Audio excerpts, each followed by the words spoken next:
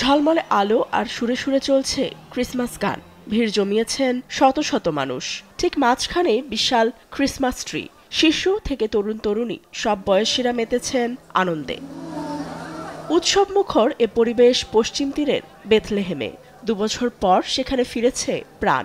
গাজায় ইসরায়েলি আগ্রাসনের কারণে এক প্রকার বন্ধই ছিল বড় আনুষ্ঠানিকতা। যুদ্ধবিরতির পর আসছে প্রথম বড়দিন। এ নিয়ে সাধারণের মধ্যে বইছে আনন্দ ও উদ্দীপনা। আমরা এখানে আনন্দ উদযাপন করতে এসেছি।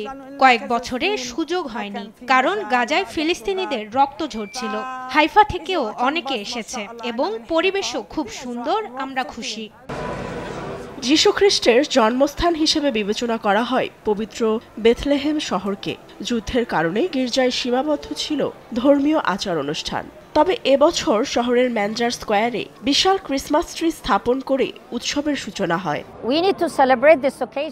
সময় এসেছে সবার সঙ্গে আনন্দ ভাগ করে নেয়ার। আশা করছি শান্তি ছড়িয়ে যাক বিশ্বজুড়ে। সুন্দরভাবে ভালোবাসা দিয়ে বড়দিন উদযাপন করতে পারবো। গাজার মানুষের মধ্যে এই আনন্দ ছড়িয়ে যাক। এবছর শহর জুড়ে আরও নানা ঐতিহ্যবাহী অনুষ্ঠানের মধ্য দিয়ে 25 ডিসেম্বর পালিত হবে বড়দিন। ফাতেমা তাসনিম, নিউজ ডেস্ক, দেশ টিভি।